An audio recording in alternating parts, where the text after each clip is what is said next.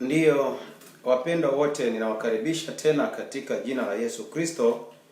Mimi ni nabii wa Ishara Tanzania, nabii mtabiri wa mataifa, mambo ya mataifa na mambo ya watu. Ninaamini kwamba tayari mmeshaanza kutazama pote kutoka kila sehemu, na wengine tayari wameshaanza kufuatilia kwa njia ya mitandao mingine kwamba je, utakuwepo live kweli leo? Leo lazima niwepo live kwa sababu ya kuconfirm baadhi ya mambo ambayo tayari yameshatokea. Kuconfirm baadhi ya mambo ambayo tayari yameshatokea. Kama mnavyojua, hii ni madhabahu ambayo ikisema imesema na hilo jambo linakuwa ndivyo hivyo hivyo.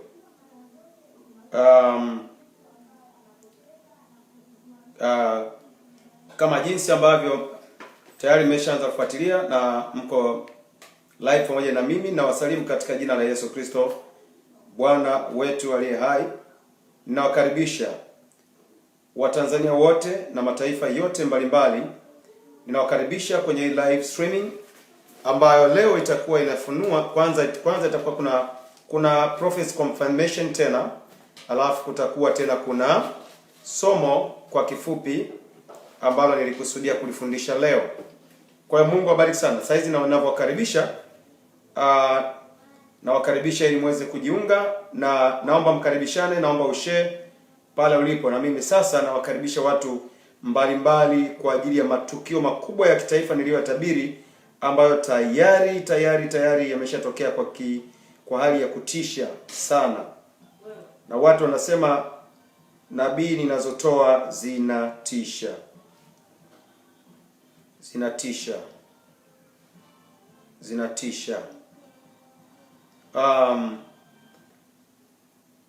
Wote mnaonitafuta ni katika channel ya Nabii wa Ishara Tanzania.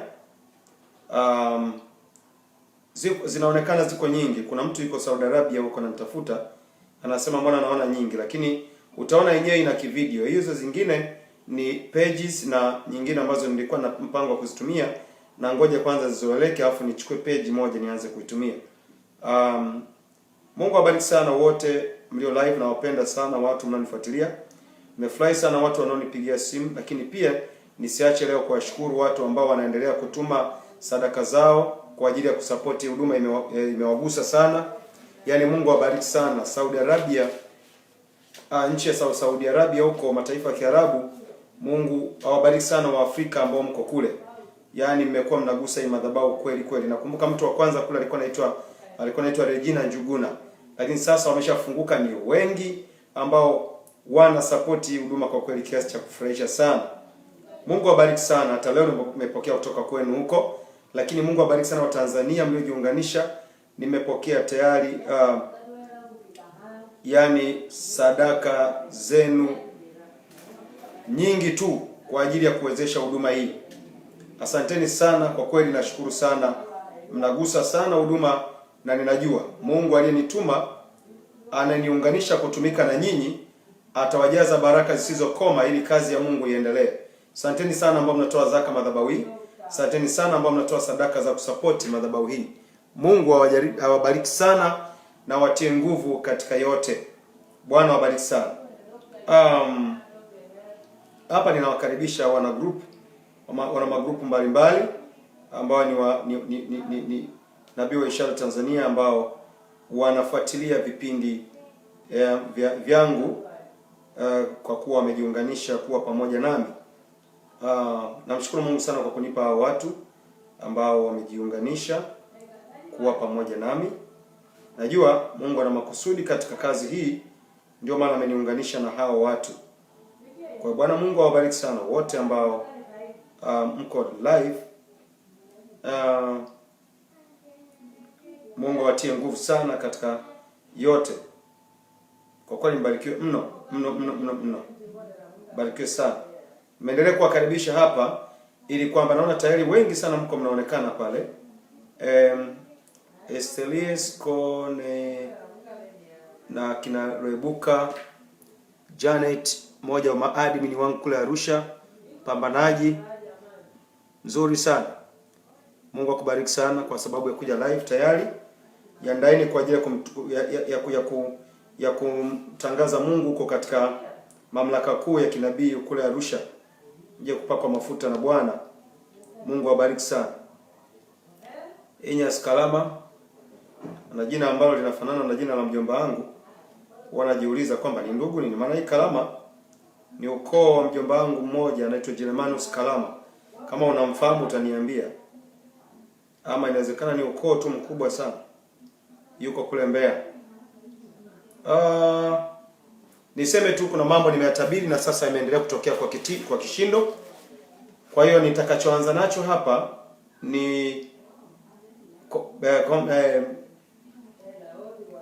prophecy confirmation.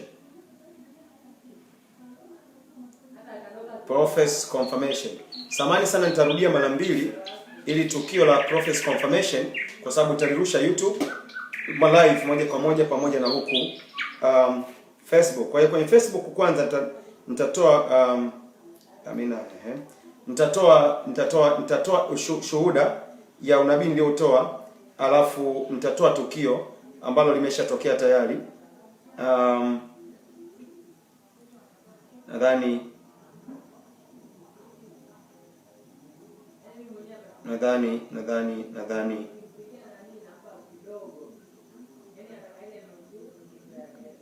Nadhani hii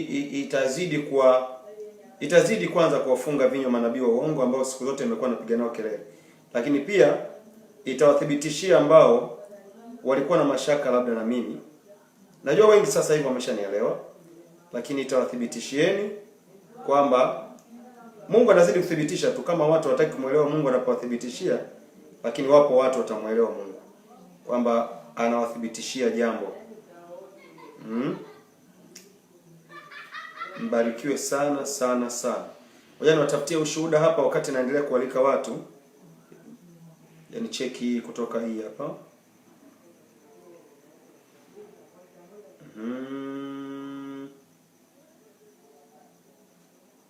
Okay. Yeah.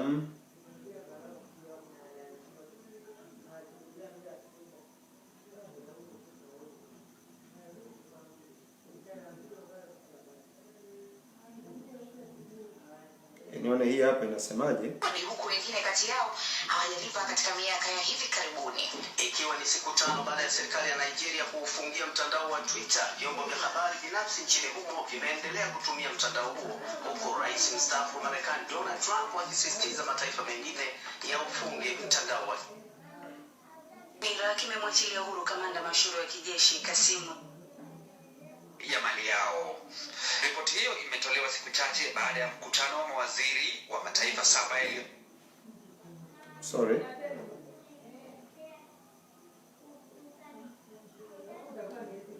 Naendelea kuwakaribisha wapendwa. Kuna habari ambazo nataka kwanza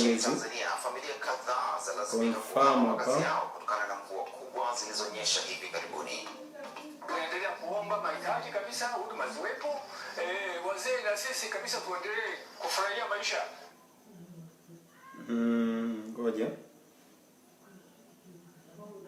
Kuna watu nawezekana kuna kitu wameshasikia. Lakini ngoja kwanza hapa nikithibitishe. Sipendi sana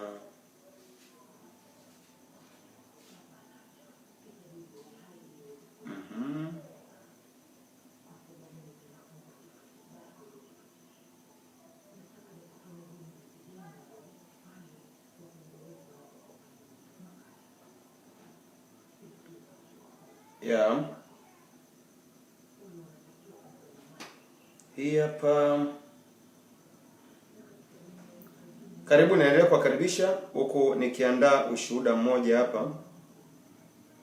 Nadhani kuna watu walinifuatilia kipindi fulani kilichopita, alafu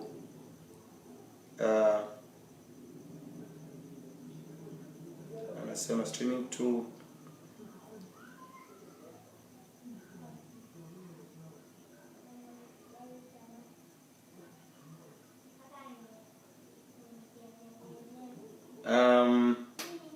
barikiwe sana. Kuna jambo ambalo linaendelea hapa, natafuta tu yani ushuhuda, kwa sababu nataka litoe katika misingi ya double witness, ushuhuda hizo mbili kwa pamoja. Nadhani kuna wengine wameshalisikia, lakini naogopa sana kuliweka wazi kama huku sitapata ushahidi wa kutosha. Amen. Kuna jambo linaendelea kubwa tu limetokea. Sasa mimi nitatoa ile video ambayo nilikuwa nimelitabiri. Alafu nisipoona hapa nitawaachia. Alafu kesho nafikiri wote mtakuwa mmeshapata taarifa tayari. Naona kesho mtakuwa mmeshapata taarifa. Naona shida kubwa ni kwamba nashindwa kujua imeseviwaje, lakini ninaendelea kuwakaribisha huku nikitafuta hii kwamba je, nataka ya leo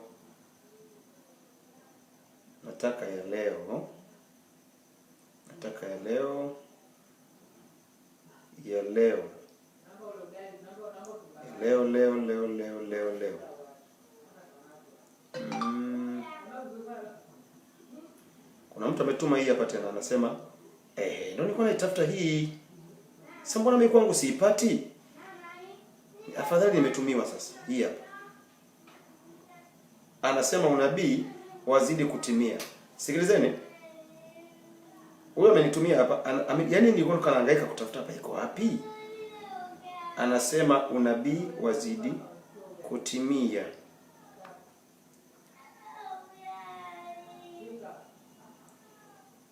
Unabii wazidi kutimia. Mimi nitaitoa kama ilivyo. Nilikuwa nataka ningepata nani jamani video. Kwa nini video haiji? Nye BBC vipi sasa? Mbona huko kwangu hampatikani?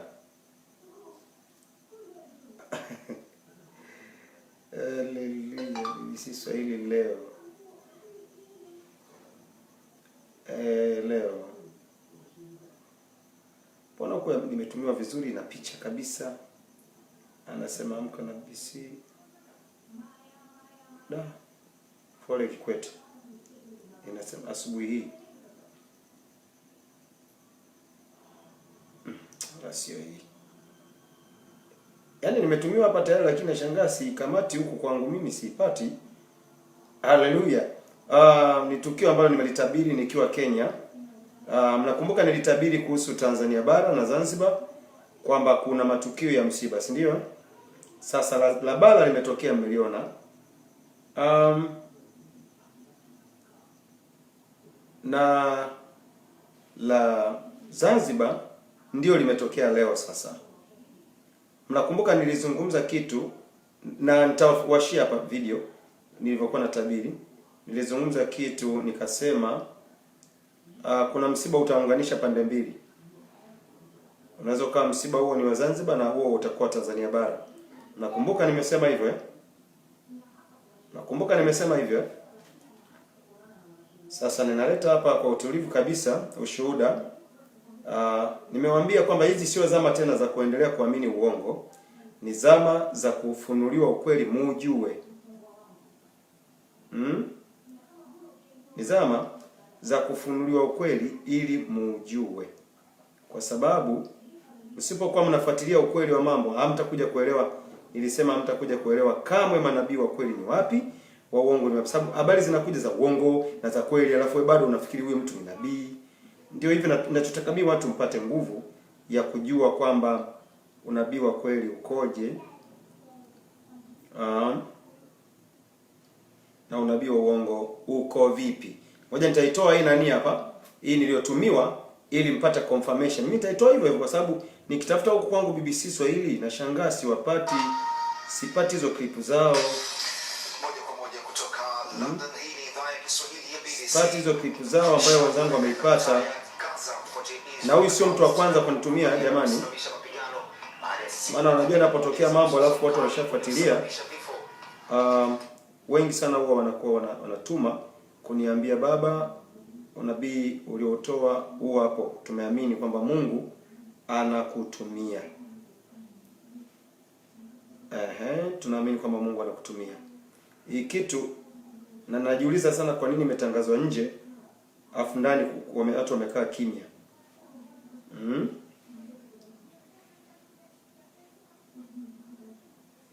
Naona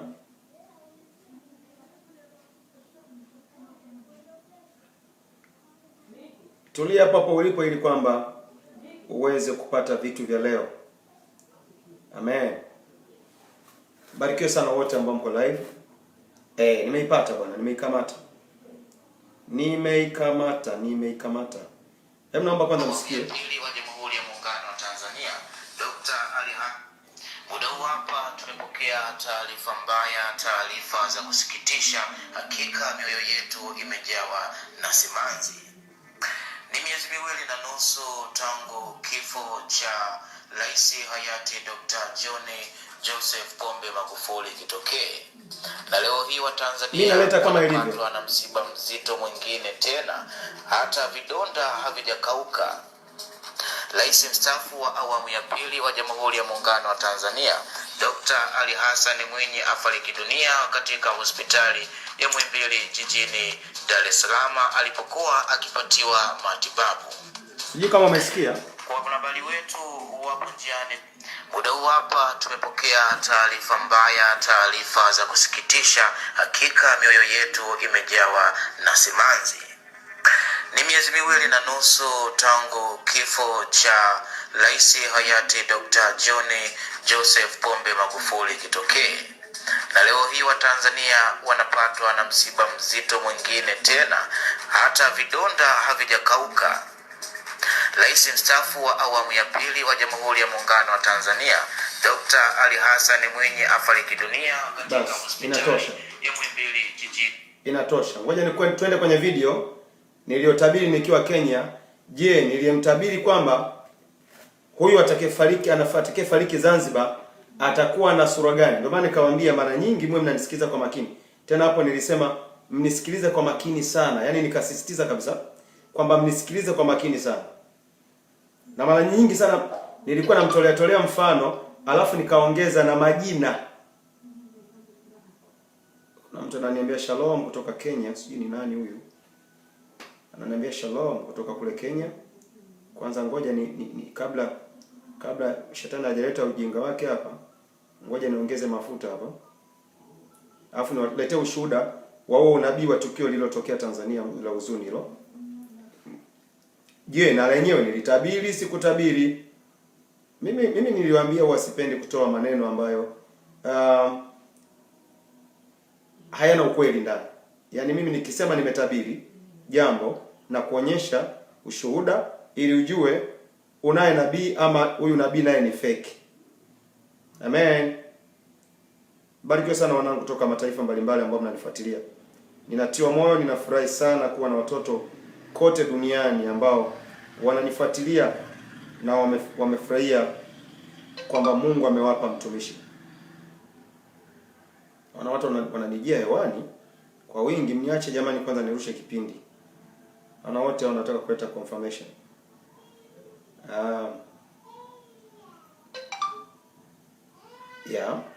Kwa naongeza hapa nani kidogo ili isiniletee uhuni wa kukata kabla. Mbarikiwe sana wapendwa wangu kutoka popote pale. Kumbuka tuna somo linalosema ishara zinazoongea kwa fumbo katika mahusiano ya ndoa, na zenyewe ziko 5 leo tunakwenda kuchambua. Na nitaziweka hapa kwenye kipindi hiki kwa sababu kitabeba ujumbe mzito wa hiyo confirmation. Itakuwa ni nzuri zaidi. Mbarikiwe sana.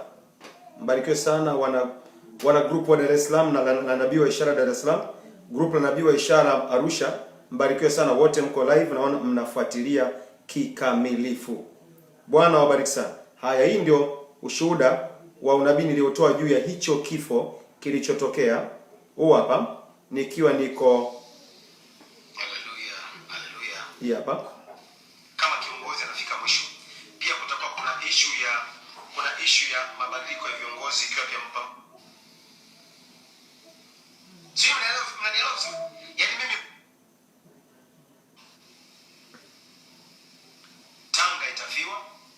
Hapa ilikuwa nimekuwa, ngoja rudi nyuma. Yani unatisita kutaja jina mama. Anasema watu wanatubariki sana bwana.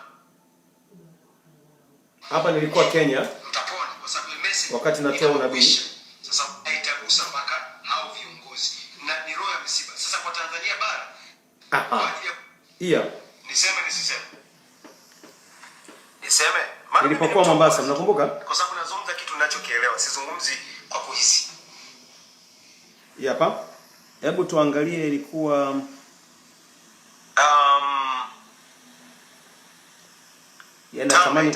natamani ni sasa hii misiba inawezekana ikawa ni yani ngoja. Unatisita kutaja jina mama. Anasema wanatubariki sana, manabii wa uongo wametunyanyasa. Safi sana. Watu yani mimi nimepaka kwa sababu kwa wajinga kama ndio kiongozi na kutamkia huyo mtu atakuwa na jina na anajulikana kabisa katika uongozi. Kwa mfano chama cha CCM kinaonyesha kabisa kutakuwa kuna mtu ambaye anafikia mwisho. Unasikia hiyo? Kama kiongozi anafika mwisho. Unasikia hiyo? Pia kutakuwa kuna issue ya hivi jamani, nitabiri nini tena watu waweze kunielewa? Narudia tena, sio kipengele hicho tu, nimesema msiba pia. Acha kwamba chama cha CCM kinafiwa. Hii hapa. Alama ya kwanza ya kwamba nilimtabiri nani ni wa chama cha CCM. Anapoumwa au akiwa katika hali ngumu anaweza kafa bila kuokoka, haponi. Kama kiongozi anafika mwisho. Huyo mtu ni vifaa kutoka Mungu wa kinabii. Kutoka kuna mtu na nikamwambia baki mbali za dunia ambao mnanifuatilia live. Najua sana nimekupa maneno nataka kutia moyo na nataka kulinda. Hasa wale watoto wa Mungu ambao tunaenda njia. Sasa ndio unabii nilianzia hapo. Kule kwa baba, kule mbinguni kwa baba. Hii ilikuwa imeandikwa kabisa Julai 1. Julai mosi hapa. Sasa wale ambao wameshazoea kutapeliwa, acha waendelee kutapeliwa, lakini wale wenye akili watashtuka, watajua. Julai, umeona hii imegeuka tu hapa. Tangu aanze kubeba mafuta yao mpaka leo anapigika kama kawaida. Hii Julai, umeona hiyo? Nabii sema tu imegeuka kwa sababu inachukua kwa mbele. Pembeni hapo mtu wa dunia unaona hapa Juni, unaona J U iliyogeuka N alafu 1 Juni 1, yani Juni tarehe 1, na iliandikwa hivi: unabii wa kushtua wa mwezi wa 6 ni msiba tena na italenga watu muhimu. Msiba wa ghafla wa dunia ndio ile la TB Joshua utatokea kuhusu mtu kiongozi anayejulikana, ile TB Joshua nadhani nimeshaelewa, duniani anajulikana duniani. Kiongozi mmoja wapo anaondoka duniani. Kwa Tanzania na Zanzibar tujiandae tujiandae kivipi? Tujiandae anaondoka duniani. Yani roho ya taifa inazungumza kuna kiongozi anaondoka duniani. Kwa Tanzania na Zanzibar, upande wa Tanzania huko Tanzania bara tujiandae, alafu duniani narudia tujiandae mwezi wa 6 ghafla itagusa kwenye upande wa wakuu na inasema kuna kiongozi mataifa kadhaa yatajwa. Tazama yatakayojiri. Yani nawasaidia tu kama mweze kujua confirmation. Hii ina faida gani? Faida yake ni kuweza kujua nabii yupi tunaweza kumfuatilia kuthibitisha nabii zinazotolewa kwa manabii mbalimbali duniani. Ni lazima nabii anayejiita mkuu athibitike kuwa nabii mkuu kwa nabii zake. Yaani mtu apimwe kwa matendo yake, sio kwa maneno ya kiki na nina maneno. Nimesema siku zote kwamba manabii wa uongo lazima wafunge kinywa anapotokea nabii wa kweli. Sasa angalia. Sasa natulia baada ya kusoma hiyo. Usikilize vizuri kwa utulivu. Hii hapa. Sio mnanielewa vizuri. Yaani mimi unatisita kutaja jina mama. Anasema wanatubariki sana, manabii wa uongo wametunyanyasa mno. Safi sana. Sasa tusikilize. Nilikuwa niko Kenya hotelini hapa, mnakumbuka nilitoa hiyo. Nyinyi mtaona ni utapeli tu kijinga. Watu washaliwa upumbavu, washaliwa hela zao za kununua mafuta hayo. Miaka nenda kawaangalie. Mimi kuna wengine wamekuja kwenye madhabahu yangu, wamepigika ile mbaya. Sasa unajiuliza, yani wewe na mtu wa mataifa haitagusa mpaka. Ila inapoonyesha kusanyiko la kiongozi huwa inamaanisha kwamba ni yani ni maombi tu yaombwe ili hao acho ya rohoni. Yesu barikiwe sana. Najua watu Mungu aliyowakusudia kuwafungua, yani lazima atawafungua, atawapa ukweli. Sasa sipokuwepo anaosema ukweli, unafikiri watu itakuwaje? Yani kwa mfano manabii wote tukaunga mkono haya madudu ya ajabu ajabu, huo upumbavu, huo usanii wa kisasa, si watu watafikiri kuwa ni kweli? Ndio maana lazima wawepo manabii wanaokemea ujinga huo. Maana wanaokemea ili watu wapone. Tanzania kuna msiba jamani. Hiyo hapo. Sasa inaanza. Nataka nifafanue jambo. Nataka nifafanue jambo. Nimesema naomba ushare. Nimesema nakumbuka mimi sina waandishi wa habari ambao wanatangaza kiongozi mkuu wa taifa. Waandishi wangu wa habari ni wewe unanitazama hapo. Naomba ushare kwa upendo kabisa, kazi ya Mungu iweze kuwafikia, na sio tu hilo, wasaidike watu wengi. Kusanyiko la kiongozi. Kwa hiyo maana kina maana kwamba ni kama vile yeye anaonyesha kwamba yani anafiwa kufa. Yani inaonyesha kabisa ni msiba. Ni msiba. Mama kutoka Nairobi, barikiwe sana. Kwa sababu ninapokuwa ninaonya unabii wa uongo, mimi nataka nitoa unabii ambao ni perfect zote.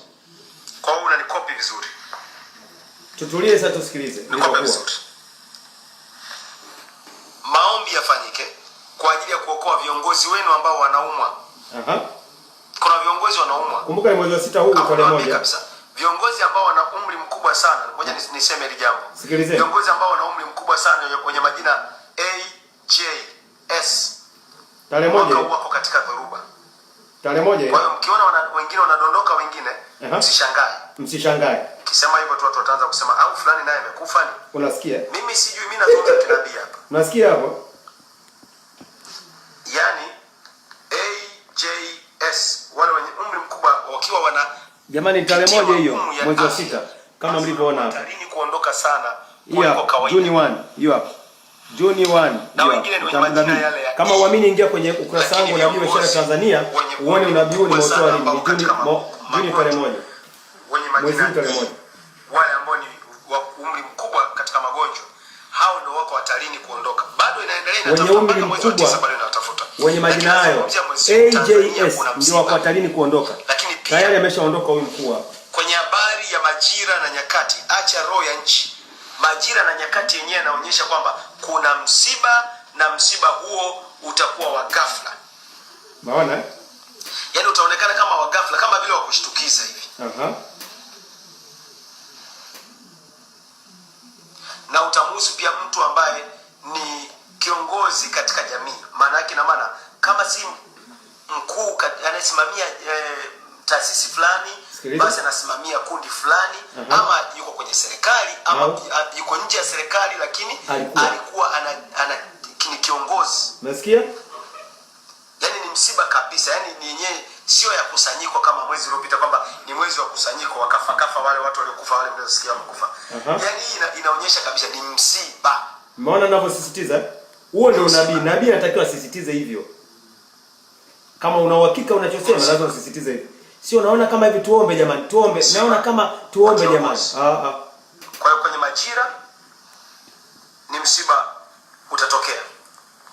Kwenye Zanzibar kuna msiba pia. Zanzibar kuna msiba. Alafu kwenye roho ya ardhi nchi ya Tanzania, yani umri wa taifa, nao unazungumzia kuna kiongozi anajitenga na taifa. Ama kuna mkubwa mmoja katika jamii anajitenga. Inapokuwa hivyo maana yake anaweza akawa si kiongozi unavyojua wewe wa serikali, lakini akawa ni kiongozi wa taasisi alafu anajulikana. Ndio. Unakumbuka kipindi kile kama nilivyotoa unabii kina marehemu hayati Mengi Olivia barikiwe. Tumishi kanisani kwetu alikuja mtu ametoka huko. Samahani kwa sababu tuna review hiyo Tanzania. Kwa kina tuna review na inaendelea kutoa habari hizo. Kwa kina nabii na kila akienda kanisani, naomba ushare tafadhali, upewa chumvi kiganja kimoja cha mkono, unaambiwa na maji ndio usubiri kuonana na nabii. Tena uwe na una hela, hakuna huduma. Mungu azidi kutufungua macho ya rohoni. Yesu barikiwe sana. Najua watu Mungu aliyokusudia kuwafungua, yani lazima atawafungua, atawapa ukweli. Sasa asipokuwepo anaosema ukweli, unafikiri watu itakuwaje? Yani kwa mfano manabii wote tukaunga mkono haya madudu ya ajabu ajabu, huo upumbavu, huo usanii wa kisasa, si watu watafikiri kwa ni kweli? Ndio maana lazima wawepo manabii wanaokemea ujinga huo. Maana wanaokemea ili watu wapone. Tanzania kuna msiba jamani. Tanzania. Sasa nataka nifafanue jambo. Nataka nifafanue jambo. Nimesema nikija kwenye upande wa kiongozi mkuu wa taifa Tanzania. Kumbuka hiyo video sio kwamba iko kwenye imerekodiwa tu kawaida. Kusanyiko la kiongozi. Hiyo iko kwenye Facebook tarehe moja, inasoma tarehe moja, nimerusha live kiongozi. Kwa hiyo maana yake na si ukasema au wamerekodi, nenda kwenye Facebook unabii wa Tanzania, hapo utaiona iko live, yani ilikuwa live tarehe moja. Inapoonyesha kusanyiko la kiongozi huwa inamaanisha kwamba leo tarehe ngapi? Tarehe nadhani ni tarehe 8. Lakini kiongozi huwa inawezekana ni mtu ni mzima, mtu leo tarehe 8, hiyo ilinirusha tarehe moja. Kiongozi huyo mtu mzima, unasikia? Sio lazima awe afiwe. Lakini huwa ikionyesha hivyo inakuwa ni msiba. Kwa hiyo anza kutoka. Yaani ni maombi tu yaombwe ili hao ambao wataugua ghafla Mungu awasaidie labda wapone. Lakini msiba ninazungumzia manake ni roho ya misiba inatembea na itagusa mpaka hao viongozi. Na ni roho ya misiba. Sasa kwa Tanzania bara ajali yoyote ikitokea Tanzania bara sio ya kujeruhi. Nyingi zitakuwa ni za kuua. Sasa nataka niwaambie Mungu awabariki waombaji. Wekeni barabara za Tanzania mikononi mwa Mungu zote. Na naweza nikasema sehemu zitakazohusika sana kwenye misiba mwezi huu kwa ajili ya kupambana na uhalifu. Yaani fungeni roho za ajali, kufa. Yaani hii inaonyesha kabisa ni msiba. Ni msiba. Ni msiba. Msiba wa kiongozi. Kwa hiyo kwenye majira ni msiba utatokea. Kwenye Zanzibar kuna msiba pia. Alafu kwenye roho ya ardhi nchi ya Tanzania, yani umri wa taifa nao unazungumzia kuna kiongozi anajitenga na taifa. Nataka msikilize wenyewe. Kwa mmoja katika jamii anajitenga. Inapokuwa hivyo maana yake anaweza akawa si kiongozi unavyojua wewe wa serikali. Nabii wangu wa tarehe moja huo. Kiongozi wa taasisi alafu anajulikana. Nabii wangu wa tarehe moja huo. Kama ndivyo tu unabii kina marehemu hayati Mengi. Olivia barikiwe. Tumishi yani fungeni roho za ajali, yani niseme haitagusa mpaka hao viongozi. Na ni roho ya misiba. Sasa kwa Tanzania bara ajali, yani ajali ya rohoni. Yesu barikiwe sana. Najua watu Mungu aliyokusudia kuwafungua, yani lazima atawafungua. Sasa asipokuwepo anaosema ukweli, tutafafanua mambo ambayo utayasikia hapo mwenyewe, utasema kweli Mungu anafunua mambo ajabu ajabu. Huo upumbavu, huo usanii wa kisasa, si watu watafikiri kwa ni kweli? Ndio maana lazima wawepo manabii wanaokemea ujinga huo. Maana wanaokemea ili watu wapone. Tanzania kuna msiba jamani. Sasa nataka nifafanue jambo. Nimesema nikija kwenye upande wa kiongozi mkuu wa taifa Tanzania mwezi huu anaonekana na kusanyiko la kiongozi. Rais wa nchi. Ana kusanyiko la kiongozi. Kwa hiyo atakuwa na umati wake. Ina maana kwamba ni kama vile yeye anaonyesha kwamba yani anafiwa. Ila inapoonyesha kusanyiko la kiongozi huwa inamaanisha kwamba ni msiba. Lakini kiongozi huyo inawezekana ni mtu mwenye ni mzima, mtu mzima mwenye umri mkubwa. Mwenye umri mkubwa. Je, unashindwaje kujua kwamba ilikuwa inamlenga huyu aliyefariki? Lakini huwa ikionyesha hivyo inakuwa ni msiba. Kwa hiyo yani ina maana mkisikia kwamba rais msiba umemgusa rais, maana yake ina maana kwamba sio jambo la kushangaza. Umeona? Sio jambo la kushangaza. Msiba huu ndio peke yake nimetaja kwamba ni unamgusa rais. Rais wa Zanzibar anaonyesha na yeye mwezi huu ana msiba anaopokea. Kumbe ni baba yake. Unaona? Kumbe ni baba. Anaonyesha na yenyewe ina msiba inaopokea. Unaona? Yaani maombi tu yaombwe ambao wataugua ghafla. Mungu awasaidie labda wapone. Lakini msiba ninaozungumzia manake ni roho ya misiba inatembea na itagusa mpaka hao viongozi. Na ni roho ya misiba. Sasa kwa Tanzania bara ajali yoyote ikitokea Tanzania bara sio ya kujeruhi. Nyingi zitakuwa ni za kuua. Sasa nataka niwaambie Mungu awabariki waombaji. Wekeni barabara za Tanzania mikononi mwa Mungu zote. Na naweza nikasema sehemu zitakazohusika sana kwenye misiba mwezi huu. Sikilizeni hapo. Niseme nisiseme? Sikilizeni unabii ulivyotimia sana. Niseme? Maana mimi ni mtu wa uwazi tu. Sikilizeni. Kwa sababu nazungumza kitu ninachokielewa, sizungumzi kwa kuhisi. Sikilizeni, nitawapa shuhuda zake za kwa kunena. Sehemu itakazohusika. Tanga itafiwa. Emmanuel Mgogo amenusurika kufa. Tanga. Watu wenye majina Korogwe hapo Tanga. Kwenye taifa tena ukiacha taifa. Emmanuel Mgogo amenusurika yule mhubiri Tanga. Inawezekana ikawa ndizo. Baada ya unabii. Mungu yani fungeni roho za ajali, fungeni roho za misiba isio na tija. Tanga. Kagera. Tabora. Kigoma. Ndio maeneo lengwa. Ambayo yenyewe ndio inatafutwa, hayo maneno yanatafutwa kabisa waziwazi.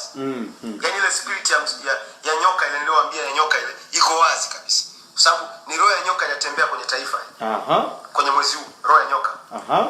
Jambo lingine. Ujambazi.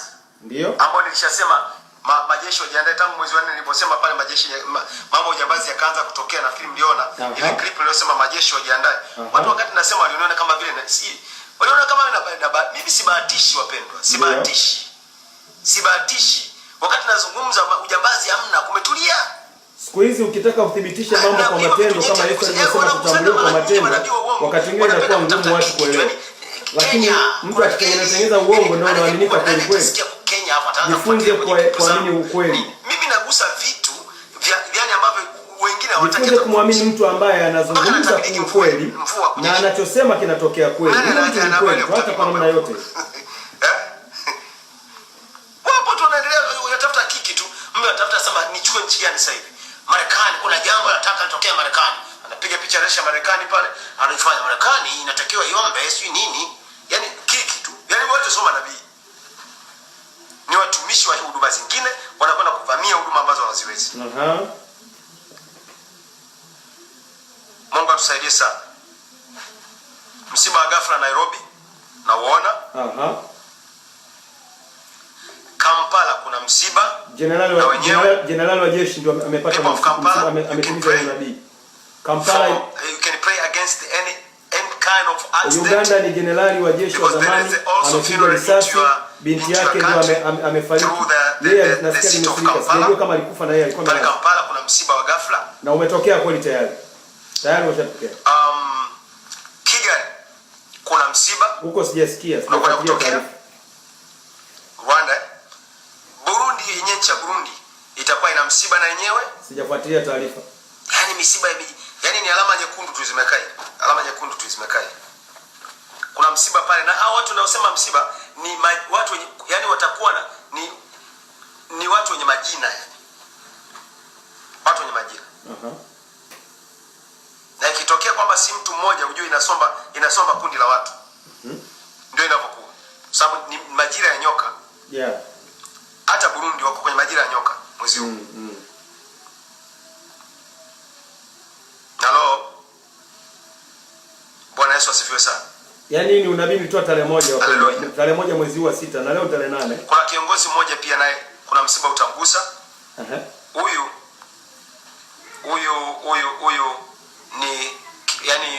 ni kiongozi ambaye yupo katika ni kiongozi wa kiume ambaye yupo kwenye ngazi, yani fumbo hilo ni kiongozi wa kiume, lakini yupo katika wale watu watatu kutoka juu, kutoka kwa rais, yule anayefuata hapo. Katika hao watu kuna mmoja hapo, nazungumza kinabii zaidi, yani kuna mmoja niweka fumbo, kwa sababu ningetaja kabisa kwamba ni msiba ataomboleza fulani, ningetoa shida. Unaomhusu yeye kama yeye kwenye familia huko, yani rais yule anayefuata katika hao watatu, mmoja hapa anafiwa, utasababisha hasara. Maana yake ni mtoto ni nani, viongozi wa polisi mwe macho, uhalifu ambao utasababisha hasara. Maana yake kama vile majambazi wapigana na majambazi na watu kupigana na silaha, ikitokea sio lazima itokee. Mimi wasitaji naweka fumbo, msishangae kwa sababu ni mwezi wa nyoka. Mwezi wa nyoka huaga ni wa silaha. Mimi wanaweka fumbo, sitaki matatizo na watu. Na maana kwamba ukitokea kwa mkweli huwezi kusema vitu perfect, inaweza kukuletea shida kabisa, kwa sababu yani ndio maana huwa najitahidi sana kuweka mafumbo, kwa sababu najua ninachokisema ndicho. Kupambana na uhalifu, kuna uhalifu yani, ninachosema ndicho. Yani hii kazi wapenda, nataka niwaambie leo, tazama, sio kazi rahisi na sio kazi nzuri, ni kazi mbaya kama mjui. Wenzetu huko miaka ya nyuma huko walikuwa yani hawapatani kabisa na wale wafalme wale, walikuwa hawapatani kabisa, hawataki, kwa sababu walikuwa wanaona kama vile ni kwamba yani kama vile yani walikuwa wanatuona kama wachawi. Lakini kiukweli ni kwamba sio 2021 mwezi wa 6 dunia, mwezi wa 6. Sasa sikilizeni unabii wa dunia, sikiliza mwezi wa 6 ya TB Joshua 2021, majira makuu majira makuu ya, afu niambieni nani mwingine alitabiri hizo. Sikilizeni majira makuu ya 5, na majira madogo ya mwezi wa 6 2021, majira ya 9 na majira makuu majira ya, tuambie roho Bwana, tuambie roho Bwana nini moja majira ya mgawanyiko, matukio yatakayovuma duniani mwezi huu duniani ni matukio ya msiba wa ghafla kwenye mataifa duniani, kwenye mataifa moja ya mataifa kwa duniani. Yani kuna mtu muhimu sana duniani naye atafariki mwezi huu wa 6 huko duniani. Nisikize kwa makini. Taarifa zinaonyesha kuna ajali kwenye dunia, alafu na msiba wa ghafla pia kutakuwa na msiba. Taarifa za kidunia, taarifa itasikika ya ajali, itasikika habari ya ajali ama msiba wa ghafla, inaweza kutokea. Ni msiba wa ghafla unaweza kutokea na ajali pia inaweza kutokea mahali pengine. Sasa hii ajali kwa sababu ni majira ya 9, ndio majira ya 9 huwa inamaanisha juu, wakati mwingine inamaanisha anga. Kwa hiyo mambo ya ndege, maombi yafanyike kwa ajili ya anga. Kuna msiba wa ghafla kwenye dunia. Kwa yani kidunia, maana yake kuna msiba wa ghafla kidunia. Na kuna ajali ambazo zitaambatanishwa na ajali, lakini pia na msiba wa ghafla. Lakini huyu anayefariki pia anaonekana ni mtu wa kujulikana. Yani naye pia ikitokea akiwa kama ni miongoni mwa viongozi ama kiongozi wa zamani ama kiongozi wa sasa kwenye moja ya mataifa huko, ama labda kwenye ngazi fulani, lakini anajulikana ni mtu anayejulikana kama vile kiongozi. Anajulikana. Kwa hiyo kuna msiba wa kidunia, kuna msiba, sizungumzii msiba midogo hapa, nazungumzia msiba mkubwa. Msiba mkubwa kwenye dunia. Na unaonekana wa ghafla, yani tukio la ghafla. Alafu pili, kitu kama vile mapigano hivi. Kutatokea pia mapigano. Kama vile mapigano yanaweza kazuka baina ya taifa fulani hivi. Nadhani imeshatosha. Umepata ushuhuda wa kutosha juu ya nini kinaendelea katika dunia, Tanzania na jambo lingine umeshaelewa ya kwamba tayari unabii wa Zanzibar niliotabiri umeshatimia. Amen. Tumepata msiba tayari. Rais wa zamani Mwinyi amefariki. Sasa hivi nikisema kwamba nimetabiri msiba wa rais wa zamani Mwinyi, pamoja na kutokumtaja jina, nitakuwa nabii wa uongo? Maana nimesema kuna kati ya rais na anayefuata hawa watatu hawa, mmoja wapo nilifanya fumbo pale sababu nilikuwa naogopa kutaja straight. Anafiwa, yani rais atafiwa au makamu wake ama watatu wake, lakini sikusema au kwa sababu nilikuwa najua anayefiwa ni nani. Kwa sababu mwanzo pia umesikia nimesema Zanzibar msiba utamgusa pia rais. Nakumbuka? Yani mtafutieni nabii anayefafanua namna hii, yani kila kitu ili awe rafiki yangu. Nimewaambia mimi tangu jana. Mtafutieni nabii anayefafanua wazi namna hii kabisa mpaka mtu unajua kaza hii kweli wazi ili awe rafiki yangu. Mungu abariki, tuendelee na somo ambalo nalileta. Nimeona niweke pamoja ili kwamba ujumbe uweze kuzunguka kwa wingi sana sehemu mbalimbali. Alafu nitaunyonya kuutumbukiza katika YouTube. Mungu abariki sana. Hebu tuende kwenye ujumbe huu mara moja. Nimefurahi sana kwamba mko wengi sana pamoja. Please, na kuomba sana, I beg you, all viewers, wherever you are, whether you are outside the country, there is people, those who know Swahili well in your country. So, you can also share. If you are inside the country, uko ndani ya nchi, mpendwa, share video. Sina mtangazaji. Watangazaji wanipigia simu, wanataka warushe vipindi vyangu, lakini wanataka kwa masharti. Mwingine anakuambia usiwe na account ya YouTube ili atangaze account yake. Mwaweza kuona? Usiwe na account ya YouTube ili atangaze account ya kwake. So, ni ngumu. Mimi nafanya kazi kama Mungu anavyoniongoza. Sitafuti kwenda, kuna watu wanashindana kutafuta pesa. Mimi sishindani kutafuta pesa, nashindana kutafuta watu wamthibitishe Mungu duniani. Kwa hiyo tunaenda katika somo la ishara zinazoongea kwa fumbo katika mahusiano ya ndoa. Tega sikio. Mambo ya ndoa yameficha fumbo jingi sana. Sasa nimesema ishara hizi, lakini somo lenyewe linasema majina yanavyoleta athari katika ndoa pamoja na ishara.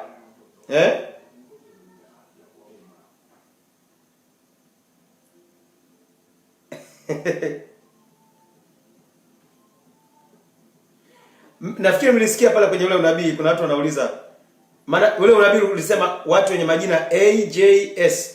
Jamani, Mwinyi aliyefariki anaitwa Ali Hassan Mwinyi. Kwa hiyo wanauliza hapa, sasa huyu AJS atakuwa ni upi? Ukisikia Mwinyi maana yake ni Mwinyi the Great, Mwinyi the Great, yani senior Mwinyi. Kuna junior Mwinyi sasa hivi ambaye ni rais, lakini kuna senior Mwinyi. Mungu aifariji sana familia ya Mwinyi. Tunahuzunika pamoja katika msiba huo mkubwa kabisa wa kitaifa.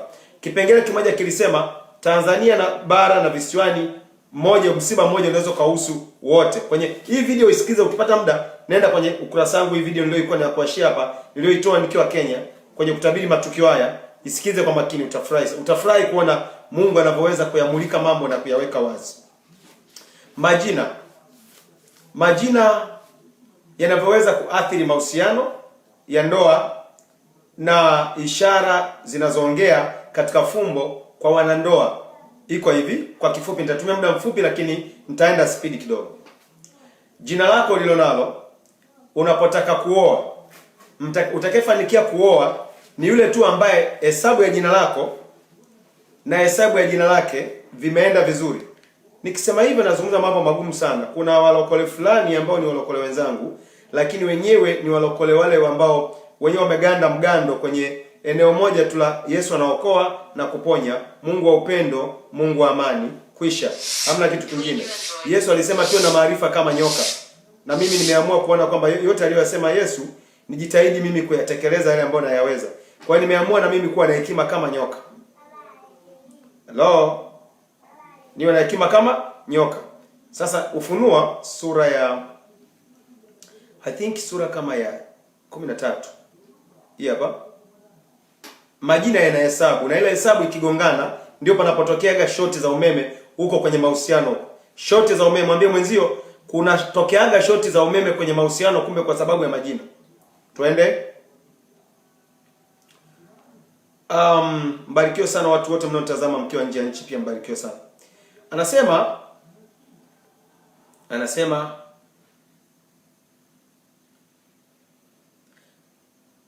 Ufunuo 13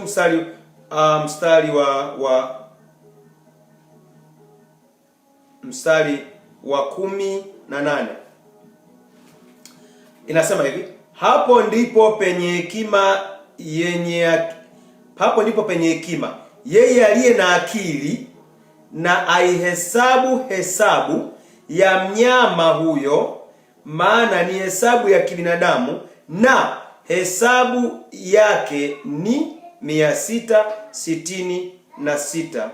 Anasema hesabu, ngoja. Anasema afu hapa kwenye Kiswahili, hapa kwenye Biblia yangu hapa, kwenye Kiswahili pana makosa, yani kuna makosa. Angalia kwenye Kiswahili, hapo ndipo penye hekima. Wakati mimi nilisoma Biblia nyingine inazungumza wazi kabisa kuhusu hiki kilichoandikwa kwenye Kiingereza. Nitasoma Kiingereza hapa na Kiswahili, utaona kulivyo na tofauti. Hapo ndipo penye hekima yeye aliye na akili na hesabu ya mnyama huyo, maana ni hesabu ya kibinadamu na hesabu yake ni 666. Si kweli, kuna neno limeachwa hapa na waandishi hawa walio tafsiri. Sikiliza, kwenye Biblia yenyewe iliyoandika kusudi imeandikwa hivi: and that no one would ngoja.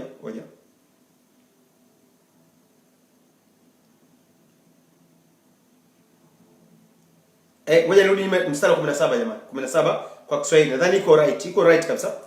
Tena kwamba mtu awaye yote asiweze kununua wala kuuza isipokuwa anachapa ile, yani jina la mnyama yule au hesabu ya jina lake, hapo ndipo penye hekima yeye aliye na akili na hesabu ya jina la mnyama huyo, maana hiyo hesabu ni ya kibinadamu, ni 666. Niliwatolea siku moja kwamba hapa kuna mashirika matatu duniani ambayo yenyewe yana namba 666. Ukiacha mitandao ya simu kibao karibu yote ina hizo alama za mnyama. Yaani unaweza ukawa shocked. www 666, Fox 666, XXX 666. www inadili na kukamata mawasiliano yote duniani. Ndio maana huwezi kuwa na television kama hujaunganishwa kwenye huo mtandao. Huwezi kuwa na radio bila kuwemo humo. Huwezi kuwasiliana na mtu ukatuma ujumbe ukasema hello alafu mtu akasikia, isipokuwa mtambo wa simu unatumia mtambo wa simu yako ya line yako lazima iwe imegonga kwenye mtandao huo wa www kuleta signal kwenye wao yani wao ndio wanasimama katikati kuunganisha huyo Tigo na wewe mwenye simu ili wewe uwasiliane na watu. Yani hilo www ni mkuu wa mawasiliano. Then ukija kwenye Fox ni mkuu wa anasa za dunia na masuala yote ya michezo, anadili na michezo. XXX ni mkuu wa mambo yote ya ukahaba duniani na ufuska wa hali zote. Kama uamini nisikutume bure wala usiende kabisa huko. Mungu awabariki tu, mkae katika roho. God bless you, servant of God. Hizi ni greetings from Uganda hizi. Amen. Barikiwe sana. Kwa hiyo hesabu ya mnyama. Kwa hiyo jina lako wewe lina hesabu, na mtu mwenye hekima akiweza huwa anahesabu, na akihesabu anajua maana ya kazi zake, yani utakuwa wewe ukoje. Hiyo ndio hekima niliyopewa mimi. Daniel pia alikuwa na hekima kama hiyo. Alikuwa na uwezo kuhesabu hata herufi na akajua hizi herufi zina maana nini, hata kama umechora tu madude. Anakuambia hapo kuna maana fulani. Unajua Mtume Paulo alifunua siri moja akasema hakuna sauti isiyo na maana. Sauti zote zina maana isipokuwa tu mtafsiri. Hata sauti ya ndege, sauti sijui ya nini, zote ndege wanavyolia pia ina maana yake, ila mtafsiri anakuwa hayupo. Kwa hiyo nakuja sasa, maana na sehemu mbili ya majina. Yani ukitaka kuoa ama leo nadili na mahusiano. Ukitaka kuoa ama kuwa na mahusiano, alafu ikatokea ukagongana na mtu ambaye jina lake na jina lako vinakwenda sivyo, wengine wanakumbana na athari hii. Kuna wengine ambao majina yao, hasa majina sitasema ni yapi, majina yanayotoa namba 4, yani ndoa yao inatoa namba 4 na namba 8. Si wote, ila wengi wao hukumbwa na tatizo la kujikuta hawapati mtoto. Mimi sielewi kwa nini. Yaani mimi mwenyewe nilikuwa nashangaa. Yaani mpaka mtu na akiniambia mimi nikimuuliza jina lake, nikimuuliza na mume wake, wanaangukia namba hizo hizo. Kuna majina ambayo yaani ulikuwa unaishi kwa amani kabisa, baada ya ndoa tu, baada ya kuunganika majina yenu yanatengeneza kuwa nyinyi mtakuwa ni watu wa ugomvi sasa. Kwa hiyo mnakuwa ndoa yenu ni ugomvi, hamkomi na ugomvi. Lakini pia kuna majina ambayo yakiunganika hivi yanaonyesha ya kwamba yaani pamoja kwamba ulikuwa una hela, lakini sasa baada ya kuunganika na huyu na kuoana utakuwa na pesa sana. Unaona kuna faida yake na kuna hasara yake. Kuna majina ambayo watu wakiungana tu, ukisoma majina yao yote pamoja ndoa yao na nyakati, inaonyeshwa hawa huenda mmoja wapo katikati yao anaondoka, ama wanaondokewa. Yaani yanaweza kukueleza nini kinachoendelea. Hii ni mpaka uwe na karama hii ya unabii kama nilionayo mimi. Yaani karama ya unabii wa hekima, unabii na hekima. Amen. Ndio maana mara nyingi sana unakuta nasaidia watu mchana kutwa, watu wa matatizo mbalimbali. Mtu anataka ajue nini kinaendelea kwenye biashara zake, kwenye kampuni yake, kwenye ndoa yake, kwenye mahusiano yake. Je, huyo aliye naye ni sawa? Mchumba aliye naye ni sawa au anamdanganya? Je, wataoana mwaka huu ama anamdanganya? Vyote hivyo waga natoaga majibu. Watu wengi nafikiri mnapiga, watu wengi mnajua ni kazi ambayo Mungu amenipa kwa ajili ya kusaidia watu, wanadamu wenzangu kama mimi, pale ambapo wao hawawezi kutatua mambo kama haya. Bwana asifiwe. Kwa hiyo majina yana effect kwenye masuala ya ndoa na mahusiano kwa kiwango kikubwa. Kuna wengine mnaweza mkaanza uchumba vizuri, mmefikia dakika za mwisho kabisa, mnasambaratika, mnaachana kabisa. Ndugu yangu, miongoni mwa matatizo hayo pia majina huwa yanasababisha. Majina pia huwa yanasababisha. Kuna askari mmoja alipigia wa kutoka Mbeya kipindi fulani, akaniambia, baba, nimekumbana na matatizo. Nimeoa binti, nimefunga ndoa kabisa, mimi ni wokovu, lakini ndani ya miezi miwili binti kakimbia kaenda zake kwao. Sababu nikiuliza anasema niache tu nikae tu mwenyewe nipumzike kwanza. Basi alipofuata taratibu zangu za kiofisi, nikamweleza, umeoa majira ya kuachana, na uliomuoa alikuwa kwenye majira ya kutojisikia chochote kuhusu habari za mahusiano. Hebu jumlisha ya mambo yanatokea nini? Yaani yeye ameolewa wakati ameoa wakati majira yao yanasema wewe unaachana mwaka huu. Alafu mke inasema hajisikii chochote kwenye habari ya mahusiano. Lakini akasema, yaani nimekasirika, nimeumia, mimi ninachofikiria, mimi naona huyu afadhali niende tu nikaombe talaka maana atakuwa afai. Nikamwambia, usisubutu kufanya hivyo. Huyo ni mke wako halali. Mwaka kesho atarudi mwenyewe bila kumwambia. Wewe amua ukae kimya, utaona. Maneno ninayotamka Bwana Mungu ameyasaidia sana, yanakuwa yanaishi. Mwaka ulipopinduka alinipigia simu yeye mwenyewe. Mwezi nafikiri ulikuwa wa pili ule, kama sio sikosei sana. Akaniambia, nabii, Mungu ni wa maajabu sana. Unajua maneno uliyosema ndio yamekwenda vile vile.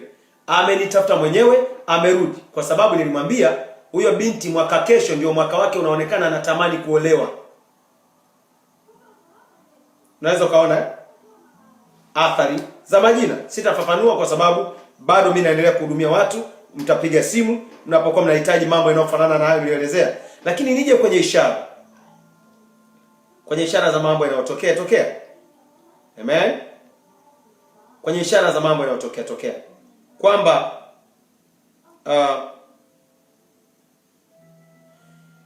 kwamba ni mambo gani yanatokea wakati wa mambo ya harusi, ndoa. Mambo ya ishara. Kiacha majina, hao wanaoana wana majina, alafu kuna ishara zinafuata. Kama hawajaelewa kwamba majina yao yanamaanisha nini, hawajaomba, hawajafanya maombi. Kumbuka mimi naamini kwa maombi yana nguvu. Lakini maombi ya kuchangua nguvu inayofanya kazi kwenye majina huaga inataka maombi ya kina sana, na ni hekima ya hali ya juu. Wakati mwingine mpaka nyakati ziwasaidie watu. Yaani mpaka mtu airishe, abadilishe kipindi kingine ndio waweze kufanya na ujambo wa wani. Ndio mambo unakuta yanakwenda sawa, kwa sababu imeandikwa kila jambo na wakati wake. Sasa ishara ya kwanza ambayo inatumika kwenye mahusiano ni pete. Pete humaanisha mshikamano na umoja. Pete maana yake kubwa inamaanisha upendo usio na kikomo, ama mshikamano wa nje ya mwili usio na kikomo. Maana pete inavalishwa huko nje, si unaona kama hivi iko nje, sawa? Kwamba tunashikamana huko nje bila kuachana. Hii inahusu upendo tu kwenye ile mambo ya ndoa.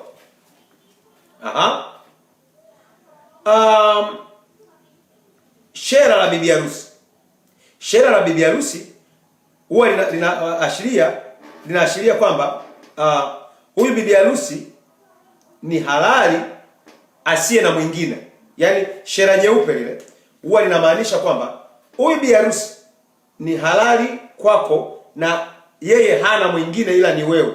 Lile jeupe lile shera jeupe lina maana hiyo. Maana asili ya ile shera ilikuwa anavalishwa nguo nyeupe, anavalishwa mwanamwali asiyeguswa. Kwa inamaanisha hivi. Japo siku hizi watu wanaenda, yani siku hizi yani fake zimekuwa nyingi kweli kweli, yani mpaka kwenye Mungu atusaidie. Usiofu wala usivunjike moyo. Hamna neno, vaa tu nguo nyeupe wala usijali. Yani usijali, usivunjike moyo. Lakini kiukweli halisia tumekumbana na hizo fake kabisa sana tu. Lakini kiukweli ni kwamba yani hiyo shera inamaanisha huyu mtu ni wako peke yako, hajakuwa na mtu mwingine. Shera. Kwa hiyo tungetaka tuende kihalali, yani kimaandiko, shera jeupe itakiwa awe kweli kabisa hajaguswa. Lakini kama ameguswa itakiwa afunge ndoa na nguo za kawaida za nyumbani. Sikuvunje moyo, tumia shera. Nimesema siko hapa kwa ajili ya kukufanya wewe uvunje moyo wa kutumia mashera. Tumia shera ile, nazungumza kiroho maana yake. Kwa huyu wana mwingine. Sasa kuna athari, nitazungumza yote, afu nitaanza kuonyesha athari zinazotokea kwenye mashera, hasa zinazotokea kwenye pete na hicho kinachozungumza kingine. Haya, twende kwenye keki. Keki huashiria, wakati pete inaashiria upendo. Keki inaashiria mapenzi. Sio upendo, mapenzi. Yaani ushirikiano na muunganiko wa ndani ya mwili. Yaani haleluya. Keki inamaanisha, ndio maana wanaoingizwa kwenye maagano, kwenye mahuduma huko na kula makeki. Yaani bahati mbaya ikiwa madhabahu ni ajabu unakula keki afu unapigika kweli kweli kwenye maisha yako mpaka unashangaa. Kumbe umekula maagano. Huyo pengine jamaa huyo ana maagano ya mnafahamu kwamba kuna watumishi wale wa shetani ambao wao ni marufuku ndoa kufanyika. Yaani kwenye makanisa yao hakutaki kuwa na ndoa. Sijui kama ngoja niliseme na hilo nao. Hakutakiwi kuwa na ndoa, na mtu ukija na ndoa kwa lazima ife. Si mnafahamu hiyo? Kuna baadhi ya makanisa ambayo yako hivyo, ambayo yenyewe ni maagenti. Wao ni maagenti wa Yezebeli, ambaye yeye huwa anapiga vita ndoa ili umati wa watu uwe mkubwa. Sio kila kanisa yenye umati wa watu liko hivyo, bali baadhi ya makanisa yenye umati wa watu mkubwa yana maagano ya Yezebeli, yapo nakwambia, ambayo ukiingia hapo na mke lazima muachane, ama mume lazima muachane. Utasema mbona mimi hatujaachana? Sawa, lakini angalia movement ya maisha ya mke huyo ama huyo mume, utajifunza kitu. Aswa mje mshirikishane sasa, badala ya meza ya Bwana mkalishana keki hapo kanisani. Na keki inamaanisha uhusiano wa ndani, inner relationship. Kwa sababu tunafahamu keki inaliwa na pete inakaa nje. Pete ni nje, yani upendo wa kawaida huko nje. Lakini keki inatumbukizwa ndani. Humu ndani unakula. Ndio maana wanalishana. Yani nakulisha changu na wewe lishe chako. Haleluya. Haleluya, haleluya, haleluya, haleluya. Sema amen kwa like nyingi sana pale ulipo. Nisikizane vizuri. Nitafafanua sasa yanayotokea sasa kwenye hili. Yaani kuna watu nikwambia wagumu, yani wagumu kwenye sadaka, wagumu mpaka kwenye like. Yaani unamwambia mtu wa like, naona ana like uponde peke yake hapa. Na huyu dada mjitahidi kweli. Mungu awabariki sana. Mungu awabariki sana. Yaani mgumu kwenye sadaka mpaka like pia unazuia. Yaani Bwana akuponye na hilo. Hello. Amen, niko live kidogo. Yaani vipindi hivi mimi nakuwa niko live kwenye Facebook. Ni wakati wa kufundisha watoto wa Mungu. Na wewe unatakiwa unaangalia. Amen, amen, baraka sana. Kwa hiyo umeona hapo, kwa hiyo shela kama nilivyoelezea, shela lenyewe ni hivyo. Lakini hiyo keki inamaanisha uhusiano wa ndani, inner relationship. Yaani nipe nikupe. Nikisema hivyo nafikiri mnaelewa. Nikisema hivyo nadhani mnaelewa. Unaweza ukaniuliza kwamba kwenye birthday mbona inatumika? Ndio, kwenye birthday inatumika kwa sababu uhusiano wa damu, ndio maana yake inner relationship. Maana yake wewe unafanya birthday, mko naye, mna uhusiano naye wa damu. Kitu kile unakula, kumbuka. Yaani msipoelewa mafumbo haya, mambo haya Mungu haya, siji mtaelewa na madhabahu gani tena. Hamwezi kuelewa tena. Hapa panafungulia mafumbo. Share kwa wingi ili kwamba wengine, kuna wenzako hawaelewi haya. Share kwa wingi wakaelewa. Okay? Yeah. Namba 1 nimesema pete, namba 2 share, namba 3 keki, namba 4 champagne. Champagne ile, yaani vitu unavyovishirikisha pale kwenye harusi vyote vinaongea. Kila kitu kinaongea. Oh, haleluya. Sasa tamani Tanzania nzima mlioko na uchumba mweze kuyajua hayo. Na mlio kwenye ndoa mjipime katika nitakayozungumza. Champagne ni kipimo cha shangwe na furaha mtakayokuwa nayo. Shangwe na furaha mtakayokuwa nayo. Kwa hiyo furaha yenu itakuwaje? Ni kipimo kinapatikana pale. Kipimo kinapatikana pale. Kama imewashwa kwa maana ijirushe sana alafu ikagoma, basi ujue ndio pap inaenda inagoma, furaha zinaenda inafika na toweka. Mbarikiwe sana kwa ajili ya kunisupport kwa like nyingi sana. Bwana wabariki sana. Sasa nakwenda kwenye posa. Cha 5 na cha mwisho, posa. Posa inamaanisha kumkomboa mwanamke toka kwa wazazi ili awe wako halali. Yaani mapepo yakiamua kushambulia ndoa ambayo haijatolewa posa ni kiurahisi mno. Na yaani ambayo haijatolewa mali na posa ni urahisi mno. Pamoja na kwamba zipo zilizotolewa mali inashambuliwa, lakini ambayo haijatolewa mali na posa inashambuliwa kiwepesi zaidi kuliko ambayo haijatolewa mali na posa. Ndio maana huwa anasema mara nyingi, jitahidi kumshauri mume wako akutolee posa, vinginevyo mnaishi kwenye ndoa ambayo ina ajali mbele, mtamwachana. Inamaanisha urudisho kwa wazazi wako. Yaani wewe ni mali ya wazazi mpaka leo. Anaanza kufanua madhara. Pete, mnapovalishana pete afu bahati mbaya pete ikadondoka tu, inamaanisha wewe unamvalisha mwenzako pete alafu ikatokea ikakosekana ikadondoka, upendo wako unaotaka kumuonyesha huyo, ule upendo wako utakwenda kuvunjwa moyo. Yaani discouragement ya kwenye upendo wako baina yako na huyo unayemvalisha. Kama ni mume alikuwa anavalisha kwa mke, utakumbana na discouragement. Ipi sijui ya kupata mtoto, sijui itakuwa ni ya kutaka kuachana, sijui ni muingiliano kwenye haya mahusiano.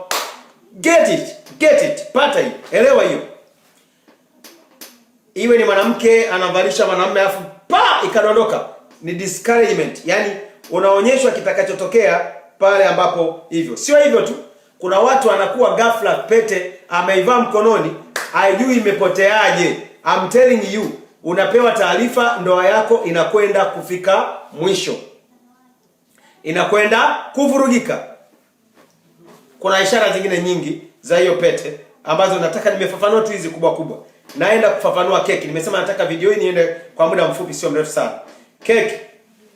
Unamlisha mwenzio keki alafu kipande kimedondoka. Unaminyana kukata kingine tena. Unaminyana kutaka kumlisha kipande kingine cha pili. Unaminyana.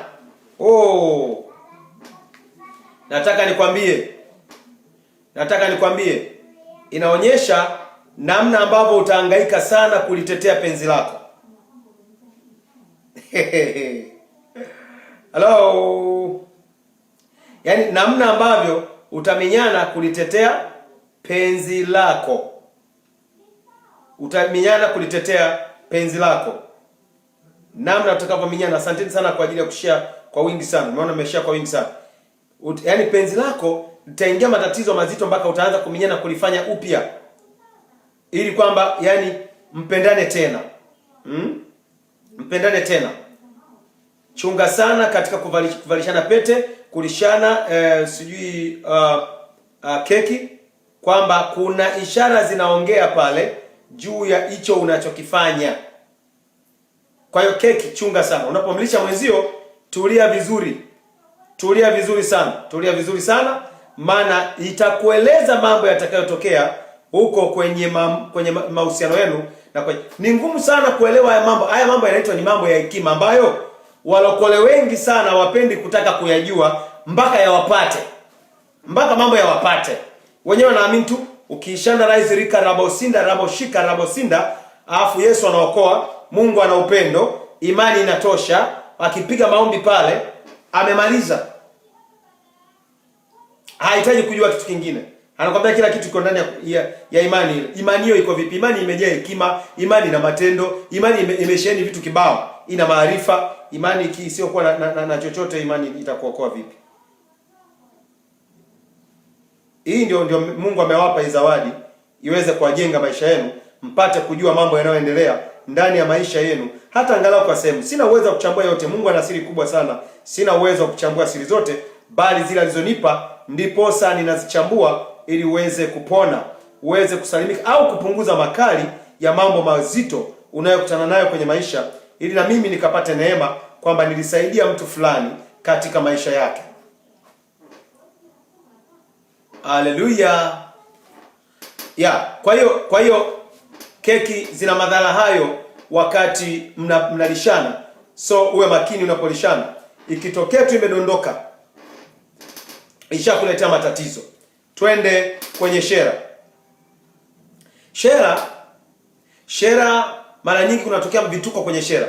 Shera linapasuka, yani shera limeandaliwa, afu mtu anataka kwenda kwenye harusi pale, linakamatwa sehemu, linapasuka. Tayari kuna mwingiliano kwenye hiyo ndoa yenu. Shera, nimeshashuhudia matukio. Kuna tukio moja nilitabiria, nilimwambia awe makini sana. Hiyo ndoa inaonekana ipo alafu haipo, yani inafungwa alafu inawezekana ikatokea matatizo. Shera zikaibiwa zote njiani, akanunua nyingine. Kumbuka tumesema shera ni nini? Shera inaonyesha kwamba huyo ni wako halali, hana mwingine. Alafu huyo wako halali hana mwingine, ishara yake ile ya kuwa wewe ni wako halali, ile shera inakuwa imeibiwa. Tafsiri yake ni nini? Umenyang'anywa, hayupo huyo mke. Niwapeni siri nini kinatokea wakati watu wanaoana katika inayohusiana na hayo. Wakati watu wanaandaa kuoana kwenye uchumba pale, huwa kuna kuwepo na vita kubwa katika ulimwengu wa roho. Mizimu ya upande wa mwanamke na mizimu ya upande wa mwanaume huwa inaamka, kwa sababu unaunganisha ukoo. Huwa yenyewe inaamka. Ni wakati mnapanga kanisa, mnafikiri ni mambo ya kikanisa tu. Mizimu inaamka kwa nguvu kubwa kweli, very powerful, kupinga hilo jambo lisifanyike. Kwa hiyo ikiwa inakusudia isifanyike, ukoo huu utakuwaje uungane na ukoo wetu? Kwanza tulishawahi kugombana miaka hiyo. Hawa watu wa ukoo huu sisi hatuwataki. Kwa hiyo nyinyi mnaendelea na mipango wenye, ndio maana mlishawahi kusikia kuna watu wanapanga harusi, siku ya harusi hiyo mmoja anafariki. Naona kuna nimesikia mishuhuda zingine za inapangwa harusi, yani siku ile ya harusi kabisa mchumba mmoja anatoroka. Yani hiyo nimeshaisikia mara mbili zimetokea. Ya tatu ni ya mtoto wa mtumishi wa Mungu mmoja mkubwa huku Tanga. Ilishatokea, yani washaandaa mpaka kadi zimetolewa, ghafla binti akaghairi. Nani watu waliokoka kabisa. Kuna siri zinaendelea. Mimi nawapeni kidogo tu muelewe. Na ndio kazi ninayoifanya mimi kutwa nzima, kuwasaidia watu kwenye maisha yao, kwenye mambo ya siri, mafumbo kama yanayoendelea kwenye maisha yao. Okay? Hayo ndio mambo yanayofanyika, kwamba kuna vita vinaendeleana kwenye maisha ya watu wanaotaka kuoana. Wakati wao wanapanga na mizimu na yenyewe inapanga. Mko kwenye uchumba, mizimu nayo inasema tutaona kitakachofanyika. Ndio maana lazima mkabidhi mambo yenu kwa Mungu. Kwa nguvu nyingi sana. Mungu ndiye asimamie. Champagne inapofunguliwa imekusudiwa ifunguliwe. Kama ifunguliwe ivume fu, alafu ikatokewa kwamba imefunguliwa ivume fu, ikafanya tu fu. manake ndani ya hiyo ndoa furaha haitakuwa kubwa, kutaingia huzuni.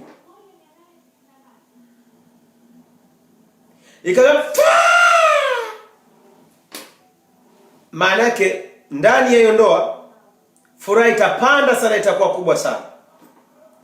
Lakini pia katika kaenda ikajuu sana, afu kaenda ikawaudhi watu, labda ikawachafua watu, ikawamwagikia watu. Bahati mbaya, furaha iliyoko ndani yenu mlionayo itaenda kuwaudhi watu wengine. Yaani huwa zinaongea, kwa kifupi huwa zinaongea lugha mbalimbali kutokana na jinsi ambavyo ilivyo. Ama imeshikwa yani chupa ya champagne, anataka atoe, alafu bahati mbaya iponyoshe, sasa imepasuka. Yaani ndio hiyo mnaianza mapema kabisa, vita vinawaanzia mapema asubuhi.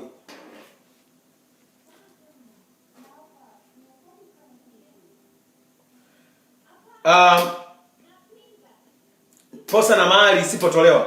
Posa na mahali isipotolewa, nimesema kwamba ni mpenyo wa shetani, ni kuonyesha kwamba hiyo ndoa wakati wote inaweza ikavurugika, ikawa haina nguvu ya kuweza kustahimili kuendelea.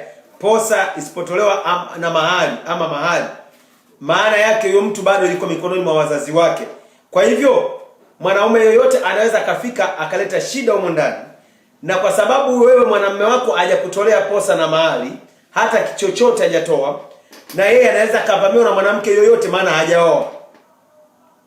Uhalali wa kuoa wewe unakuwepo kwenye posa na mahali, kwamba umekabidhiwa na wazazi wa huyo mke.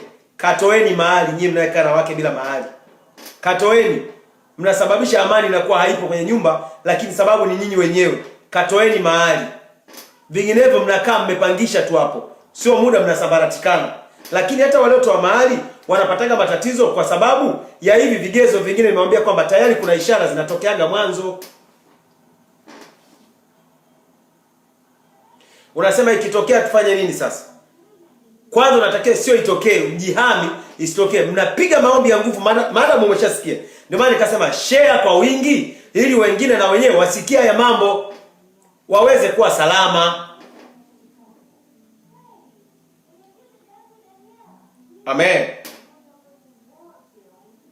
Ungevijuaje hivi vitu? Kama si Mungu kupa neema kutana na hii page, ungevijuaje? Mungu akubariki sana kwa kuyajua haya.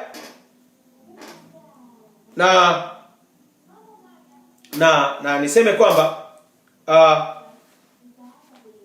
haya ndio mambo muhimu katika mambo ya mahusiano, kusimama ama kuanguka kwa ndoa ama mahusiano yanayofanyika, kwamba ufanye nini? Kikubwa ni kusimama na maombi, na Mungu aweze kukufunulia mambo yanayotakiwa kufanyika katika mipango mlio nayo. Mambo yanayotakiwa kufanyika katika mipango mlio nayo. Labda nimalize katika mahusiano yanayowatesa watu mengine. Watu wanaoana, wanachumbiana, wanaambiana sitakuacha. Tena wengine wanakata na damu kabisa, wananyonya na damu.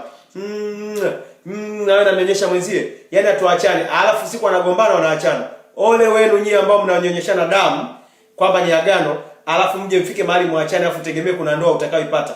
Upati ndoa mwanamume ya utulivu, wala mwanamke ya utulivu upate. Ama mmeapishana kwamba nyie ni kufa na kuzikana, kumbe wakati wote ndoa yenyewe mjafunga. Mnafanya tu maisha yenu ya kawaida ya uzinzi, alafu mnafika mahali mnaapishana kabisa wakati wala mjatoa hata mahali. Alafu ghafla mnakosana, mnasahau mlikula kiapo cha nguvu sana. Yaani nenda uendako, kila utakaochumba utakaopata hamna majibu. Kila utakapooa huna amani napo. Mpaka mfute maagano hayo. Sababu mahusiano ni maagano. Ni maagano ambayo lazima uelewe ni very strong covenant. Ni maagano yenye nguvu ambayo yanawakutanisha nyinyi wawili. Kwa lazima uweze kuwa mtu ambaye unaweza kabisa kuyashughulikia mambo hayo kabla bado hayajatokea. Kabla hayajatokea uwe umeshayashughulikia hayo mambo yasiweze kukushinda na kuvuruga mambo yako ya mahusiano. Ukiona umekula kiapo na mtu, basi mkubaliane kwamba mnapatana mkikosana haraka kabla mambo hayajakuwa mabaya. Amen. Bwana Yesu asifiwe sana. Kumbe na watu wengi sana wako live. wengi sana, wengi sana sana. Kwa sija scroll hapa kidogo, kutoka Nairobi, kutoka Marekani, kutoka Tanzania, maeneo mbalimbali, msiji kutoka mikoa mbalimbali. Na kwa kweli Mungu awabariki sana wote ambao mlikuwa live. Kuna vitu mmejifunza, naamini Roho Mtakatifu amewapa vitu. Mbarikiwe sana sana. Bwana awabariki sana. Mbarikiwe sana. Kwa hiyo kuna mambo ya kuangalia sana katika mahusiano. Ukiona mahusiano yamechafuka, hebu rudi nyuma utafakari wakati mmeoanaje. Je, ni mambo gani ambayo? Asanteni sana kwa like nzuri sana. Joyce, Mungu akubariki sana pia, na dada mwingine pale, Mungu akubariki sana, nimekuona. Luponde kwa wingi sana, like nyingi. Bwana awabariki sana. Mungu awabariki sana kwa ajili ya ujumbe mzuri sana wa leo. Ila share tafadhali, share. Usishare mambo ya udaku ukaacha jambo la Mungu. Namba ya simu ya kunipigia kwa ajili ya kutengeneza mambo yako ya mahusiano ama kujua utabiri juu ya ndoa yako na mambo mengineo ya uchumi, mambo mengine. Katika mahusiano kuna mahusiano pia ya yale ya majina niliyosema, majina ya mtu wa kazi. Yaani kwenye biashara yako unaweza kumweka mtu wa kazi, mambo yakaharibika vibaya. Huwa mara nyingi majina yanamata. Nilikwenda kwenye kliniki ya mtu mmoja, kwenye dispensary ya mtu mmoja, akaniambia, yani kuna dokta hapa ambaye ameacha kazi, kumetokea mambo ya ajabu sana. Yani kila mgonjwa anampokea lazima afe mwaka huu, imekuwa hivi. Nikamwambia sio ya majira hiyo, akasema sio ya majira. Nikamwambia jina lake nani? Akaniambia why. Wakati mwaka huu ulikuwa unatoa namba 1. Nikamwambia dokta alikuwa majira ya mauti. Kila anayempokea hospitalini, yani mgonjwa anafia mikononi mwake. Yani mpaka akasema mimi naacha kazi, naona nikosi. Maskini kumbe alikuwa ni wakati wa mauti alikuwa nao. Kwa hiyo wakawa wanamfia wagonjwa. Hebu imagine mambo yanavyokwenda, wagonjwa wakawa wanamfia kwa sababu yuko majira ya kufiwa. Kwa hiyo wewe unamweka kwenye kazi yako, ama rafiki yako uliye naye anaweza akawa mzuri ama mbaya kutokana na jina lake anaitwa nani. Mungu akubariki sana. Nguvu ya majina inatenda kazi katika maisha yetu usiku na mchana, katika maeneo yote yale, maana jina lina nguvu. Tunalo jina la Yesu, linaweza likayaua nguvu ya majina ambayo ni mabaya, ama nguvu ya majina inayoleta shida kwenye maisha yako. Jina kuu la Yesu inaweza ikameza hiyo jina lako na kulifunika na kulitakasa, lakini panahitaji maelekezo ya kinabii, kwa sababu unaweza ukaomba mpaka ukaomba tena na utashangaa huoni mabadiliko. Unaweza ukafikiri umelogwa, lakini wala sio uchawi. Nguvu ya majina. Mungu awabariki sana kwa ujumbe huu na kwa unabii ambao umekuwa confirmed. Poleni sana kwa msiba ulioko wa taifa ambao tumeupata mwezi huu, na furahini kwa sababu mmepata kipimo cha manabii wa kweli. Naomba sasa mkatembee kwa manabii waliotabiri msiba huu, nao waseme tena. Kesho mtasikia video nyingi sana zinasema aliyetabiri msiba wa Mwinyi huyu hapa. Alafu muangalie, mtacheka. Yaani mtacheka mpaka mbavu ziwaume kwa jinsi ambavyo vituko vyao wanavyovifanya. Hawajatabiri, hawana confirmation, anakuambia nilitabiri, niliona. Kwa nini ukutupatia video? Na waacha na ujumbe. Simama katika kweli. Mungu wa kweli hutenda miujiza ya kweli, na hukupa amani ya kweli, hukupa baraka za kweli, na hukupa njia ya kweli na uzima wa kweli. Kwa hiyo shika kweli, utapata kila kitu kweli, na kweli itakuweka huru. Na kuacha na ujumbe huo kwa jina la Yesu. Bwana kubariki unapoendelea kushare kwa wingi. Mbarikiwe sana wote mlioko hewani. Ni nabii wa ishara Tanzania. Namba ya simu 0715645150. My number is +255 715 645150. Contact me, call me, tell me that prophet I need prophecy of my life. I will tell you the order of my altar, that what you can do to get prophecy. Easier, very easier. Anyone can get a prophecy. Yoyote unaweza ukapata unabii, lakini kwa message wasijibu kitu, unatakiwa upige kabisa. Bwana kubariki sana unapoendelea kupata huduma kwa nabii wa ishara Tanzania. Lakini mbarikiwe wote ambao kwa kweli mnanitia moyo. Kila siku napokea baraka za sadaka kwa kuinua huduma. Baba, nachangia huduma hiyo. Baba, nachangia huduma hiyo. Na Mungu awabariki sana kwa ajili ya hali kama hiyo. Ninyi marafiki zangu, ninyi ni ndugu zangu katika huduma. Tena nyinyi mndio waaminifu katika utoaji wa kusupport madhabahu. Nyinyi mmeitwa pamoja na mimi. Ndio maana mnakubali kutoa. Mko pamoja nami. Bwana wabariki. baraka alizokusudia Mungu kuwabariki watu ambao Mungu alisema aliponiita kwa jina la Yesu zikufikie na wewe. Barikiweni sana. Amen.